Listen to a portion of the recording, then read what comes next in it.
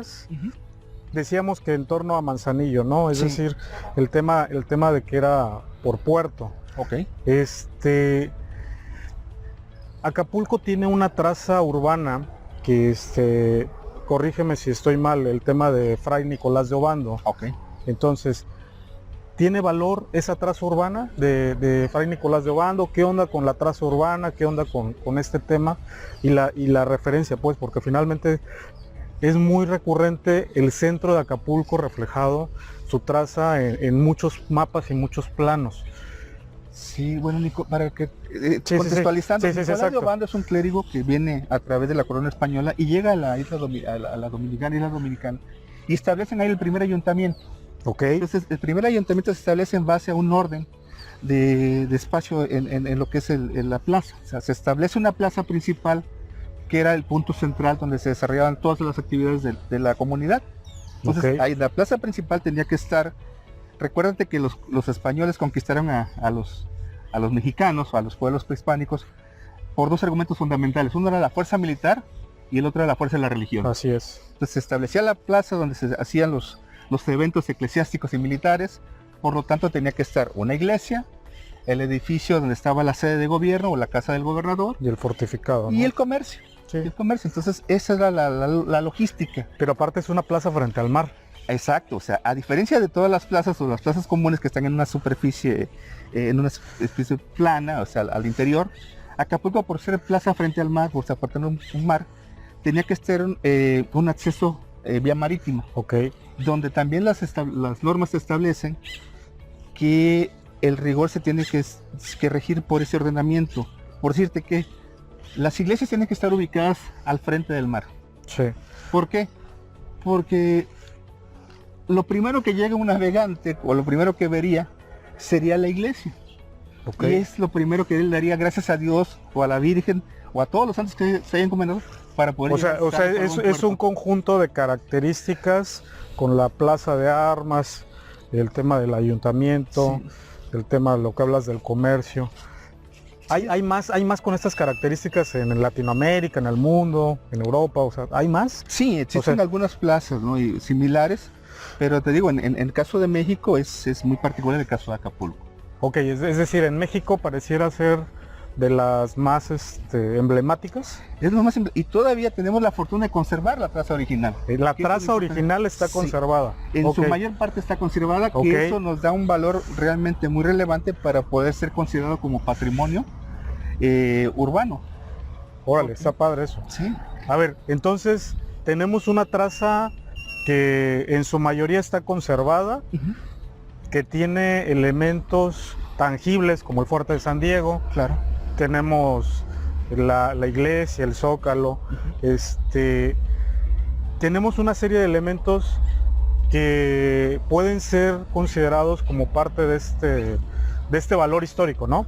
Claro, o sea, mira, en la traza que tenemos del centro histórico, hablando de la primera conformación de la ciudad, se remonta a la época del hipódamo de Mileto, o sea, es una traza hipodámica, es Ok. una traza de damero, donde se seccionan por manzanas. Ok, En el caso de las ciudades cálidas, como el caso de Acapulco, tenías que orientar las casas, tenían que ser angostas para taparse el sol. ok, sí. Entonces, Sí, o sea, era un tema netamente bioclimático a la respuesta de Así esa es. traza, ¿no? así es, y también el acondicionamiento que hacían las construcciones alrededor. Órale, La característica de Acapulco data de hace 500 años. O sea, los portales Ujú. se establecieron por norma para proteger a la gente del sol y de la lluvia. A ver, vamos a hablar de los portales un poquito.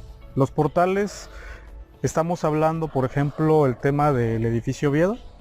El edificio Vida sigue esa norma, que es un edificio de la época del siglo XX para acá, ¿no? O sea, después del Ok, 49. ok. ¿Qué más tendríamos así reflejado de manera tangible si habláramos de los portales? ¿Tú qué opinas? O sea, la casa Alsuyeta. La casa Suyeta era parte de los portales, es una influencia ya francesa, ¿no? Que también Pero conserva, ¿no? conserva pero con que tú camines el centro de la ciudad actualmente, tú vas a ver cómo las antiguas construcciones todavía permanecen en ese portal. Sí, El portal sí. era el lugar de convivencia donde la gente interactuaba. Entre lo público y lo privado, ¿no? Exactamente, entre lo público y lo privado estaba el famoso portal, que es característico de la casa acapulqueña. A ver, quiero nada más como que ampliar el concepto de portal, por eso me estoy quedando ahí. A ver, el portal es lo que le llaman el corredor. El corredor, Ok, va. donde tienes las hamacas, donde tienes la silla Acapulco, donde tienes todo ese espacio que te vincula con la calle. Sí, a ver, ahorita vamos a platicar de la vivienda y la tipología porque es bien interesante ese tema. Quiero volverme a concentrar en el tema de la traza, de este valor, de la toponimia y todo este rollo. A ver, ¿qué pasa en Acapulco? O sea, ok, tienes elementos con valor, tienes edificaciones con valor, pero en Acapulco no solo tenemos esa parte histórica, también tenemos una serie de hechos, una serie de situaciones que es decir, como el valor intangible, ¿no? Así es. Es decir, estas personas que han pasado por Acapulco y han sido parte de la historia, ¿qué pasa con eso? O sea, ¿cómo lo plasmamos? Bueno, de entrada, ¿qué nos puedes platicar, no? ¿Qué ha pasado y que no lo estamos viendo? O sea, que no lo podemos tocar, ¿no? Pero sabemos que pasó. Mira, es un poco complicado, pero también es apasionante. Hablar de Acapulco, pero sobre todo los habitantes, estás hablando de una ciudad cosmopolita. Ok. O sea, en Acapulco desde el siglo XVII, desde 1600, venían europeos, asiáticos, africanos, obviamente gente nativa. Entonces esa mezcla de costumbres y tradiciones te genera una riqueza en valores patrimoniales tangibles e intangibles que se ven plasmados. O sea, aquí nosotros podemos conversar, la gente de Acapulco, y estamos platicando de nuestros ancestros, que pueden ser filipinos, que pueden ser africanos, que por nuestra forma de la piel, incluso nuestras maneras de expresarnos, se han ido transcribiendo de generación en generación, se transmiten. Y eso hace que tengamos una riqueza no solo histórica, sino gastronómica. O sea, la comida de Acapulco realmente es riquísima en sabores. Ok. Colores y sabores, como dicen, ¿no? Es decir, porque llegó por el puerto mucho de las mezclas de las especies y eso nos permitió, pues de entrada quiero pensar desde el propio ceviche. Me atrevo a decir, corrígeme si estoy equivocado, el tema del mole, quizá. Bueno, lo que pasa es que nosotros presumimos de muchas cosas, ¿no? Presumimos de que no hay nada más mexicano que comer un mole. Claro. Un mole, pero el mole lo acompañamos con arroz, si no realmente no es efectivo el mole. Así es. Y el arroz es una importación que tenemos de los países asiáticos. ¿Llegó por aquí? Llegó por aquí. Ok. O sea, la cultura del arroz. Tenemos mole. Sí, no, y es esa parte es lo que tenemos que plasmar, el famoso relleno, ¿no? Que también es una influencia asiática. Sí. Simplemente las frutas, que las tenemos como acostumbrados a ellas, al mango. Ok. El mango hay mango de Manila. Pero por ejemplo, lo que tú decías, el nombre de las playas, también los nombres de los barrios tienen que ver con lo que trajeron los comerciantes. A ver, hemos venido hablando de la traza urbana, del valor tangible e intangible. Aparte de lo que nos estás comentando, digo, esa es como una época, ¿no? Pero viene una época más contemporánea y siguen pasando cosas en Acapulco y sigue habiendo una dinámica económica, una dinámica social, urbana. O sea, Acapulco, bueno, yo recuerdo con mucho cariño, ¿no? El tema de cómo mucha gente habla de estos años dorados del Acapulco y cómo, pero esa es una época a lo mejor más contemporánea, pero atrás de eso, bueno, hemos visto una cantidad de personajes que sí, mira, valdría la pena, si quieres avanzamos un poco para que te muestre algo. Órale, va. Nunca ha dejado de ser importante. Ok.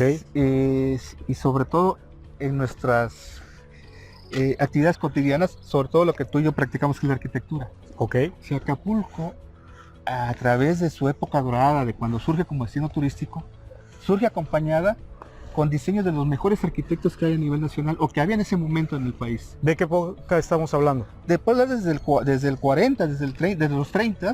O sea, es decir, la arquitectura Acapulco es de alguna manera concebida por manos que eran punta de lanza en ese momento. Punta de lanza porque ¿quiénes hacen el diseño o quiénes contribuyen al diseño de la arquitectura de Acapulco? Ok, a ver, eso nada más que los primeros formadores de los grandes arquitectos mexicanos.